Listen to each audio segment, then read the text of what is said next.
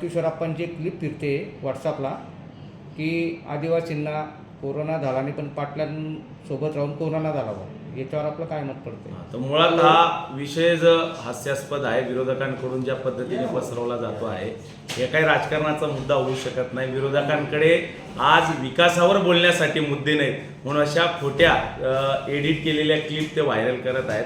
यामध्ये आमच्याकडे ज्या दिवशी प्रवेश झाला, काही आदिवासी बांधवांचा प्रवेश झाला आणि आमच्या महाराष्ट्र नवनिर्माण सेनेतून काही मनसेचे माजी पदाधिकारी होते, त्यामध्ये आबा बाविस्कर हिरामन बाविस्कर असतील, आबा हरी पाटील असतील, यांचा प्रवेश झाला आणि गमतीत आप्पासाहेब बोलले की अनेक लोकांना या जगामध्ये कोरोनानं कोणालाही सोडलं नाही, पण माझ्या या देशातल्या राज्यातल्या मतदारसंघातल्या आदिवासी बांधवांना कोरोना झाला नाही. तर तो का झाला नाही? कारण की आदिवासी बांधव हे जल, जंगल, जमीन याची प्रामाणिकपणे सेवा करत असतात. त्यांचा आहार विहार हे पारंपरिक दृष्टिकोनातून आलेलं आहे आणि म्हणून या सर्व आदिवासी बांधवांना कोरोना होत नाही हे सांगत असताना त्यांचाच एक मित्र, आबा हरी पाटलांचा मित्र, खालून त्याने एक गमतीत एक संवाद साधला की आप्पा यांना कोरोना झाला होता आणि यांना दोघांना झाला नाही. मग त्यावेळेस त्यांनी सांगितलं की का रे बाबा, तुला कसं कोरोना झाला नाही?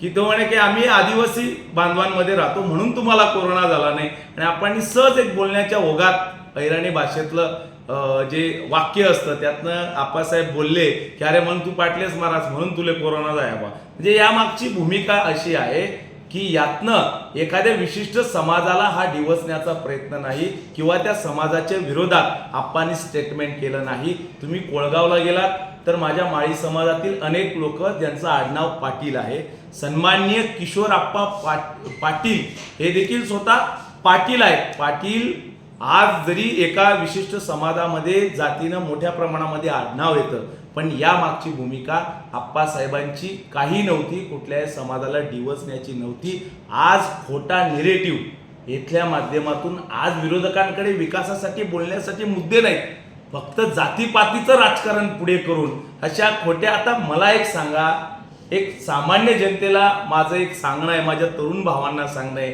की बांधवांनो, एका कुठल्याही जातीवरती या निवडणुका होत नाही. या देशाचं संविधान सांगतं धर्मनिरपेक्ष, अनालिसिस ऑफ कास्ट, आणि म्हणून आपल्याला जाती निर्मूलन जर का करायचं असेल तर एका जातीवरती निवडणुका या होत नसत्यात. जरांगे पाटील साहेबांची सुद्धा हीच भूमिका होती की एका जातीवरती कुठलीही निवडणूक लढता येत नाही.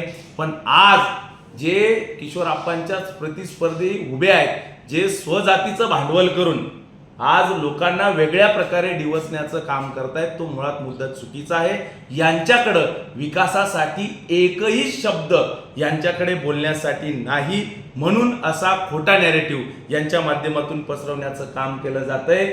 ज्या लोकांचं, मी तर या बाबतीत दिलीप भाऊ वाघांचे आणि त्यांच्या कार्यकर्त्यांचे आभार मानेल की आज आमचे ते राजकीय विरोधक असू द्या, पण त्यांनी आणि त्यांच्या कार्यकर्त्यांनी हे थोम पसरवण्याचं काम केलेलं नाही. राजकीय लढाया होत असतात. आज राजकारणात आमचे मतभेद असतील, पण मनभेद आमचे कोणासोबत देखील नाहीत. पण दुर्दैवानं अमोलभाऊ शिंदे यांच्या कार्यकर्त्यांनी हे जे पसरवण्याचं काम केलंय, मी त्यांना माझं जाहीर आवाहन आहे की तुम्ही अहिराणी भाषा अगोदर इथली समजून घ्या. जे अहिराणी बांधवांची मतं तुम्ही मागतायत, त्यांच्याकडे मतांचा जोगवा मागतायत, त्या अहिराणीतलं व्याकरण तुम्ही पहिल्यांदा समजून घ्या. अहिराणी भाषा अगोदर बोलायला शिका. किमान 10 वाक्य त्या अहिराणीमध्ये आपण बोलावीत अशी मी आपल्याला येथून जाहीर आवाहन करतो. म्हणून विरोधकांकडं आज बोलण्यासाठी काही नाही. काहीतरी जनतेच्या कोर्टामध्ये काहीतरी खोटा चेंडू फेकायचा आणि लोकांना भ्रमित करायचं, एवढं चुकीचा आणि रडीचा डाव विरोधकांच्या माध्यमातून खेळला जात आहे. किशोरप्पा पाटलांनी कोविड काळामध्ये अत्यंत चांगलं काम केलं. रेडमेसिवीर जे इंजेक्शन होतं कोविड काळातलं, हे काही कुणाची जात बघून किंवा धर्म बघून कोणापर्यंत पोहोचवला नाही. आणि मला माहिती आहे, मी ज्या समाजातून, आदरणीय दादा ज्या समाजातून आहेत, समाधान भाऊ ज्या समाजातून आहेत, आम्ही जातीनं मराठा समाजाचे आहोत.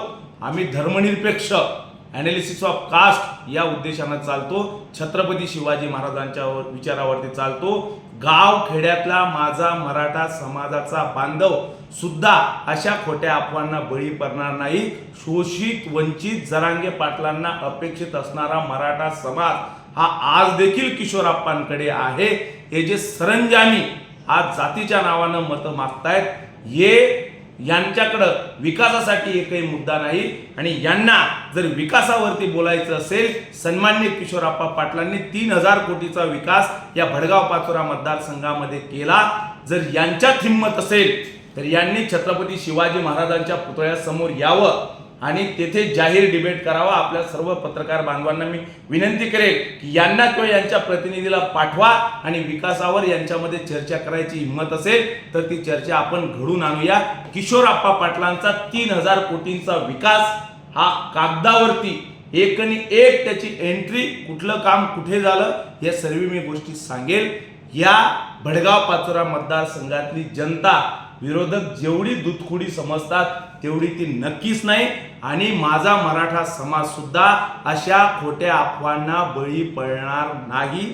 आणि म्हणून अशा प्रकारे मी या आपल्या पत्रकार परिषदेच्या निमित्तानं माझ्या सर्व जाती धर्मातील तरुणांना एक हात जोडून नम्रपणे आवाहन करतो, बांधवांनो, की कुठल्याही जाती धर्माच्या याला तुम्ही बळी पडू नका. आणि अशा चुकीच्या प्रथा परंपरा या मतदारसंघामध्ये साधारणपणे अनेक वर्षापासून चालत आलेल्या आहेत. एक कर्तबदार माणूस असणाऱ्या किशोरप्पा पाटलांच्या पाठीशी आपण सर्वजण उभे राहूया आणि येणाऱ्या 20 तारखेला त्यांना प्रचंड मतदान करूया. आणि जे जातीवाद करणारे हे जे विरोधक आहेत, सामान्य जनता जातीवाद करत नाही. सामान्य गावातला तरुण कुठल्याही समाजाचा घ्या, तो जातीवाद करत नाही. पण हे स्तोम जे विरोधकांकडून पसरवण्याचं काम चाललंय त्याला जनता बळी पडणार नाही. परत एकदा या मतदारसंघामध्ये इतिहास घडेल जो छत्रपती शिवाजी महाराजांच्या विचारानं, ज्योतिराव फुलेंच्या विचारानं, डॉक्टर बाबासाहेब आंबेडकरांच्या विचारानं, राजश्री शाहू महाराजांच्या विचारानं, एकलव्यांच्या विचारानं, वाल्मिकींच्या विचारानं, अहिल्यादेवी होळकरांच्या विचारानं, सर्व महापुरुषांच्या विचारानं किशोरप्पा पाटील या मतदारसंघामध्ये पुन्हा एकदा आमदार होतील. तुर्तास एवढं. धन्यवाद. जय हिंद, जय महाराष्ट्र.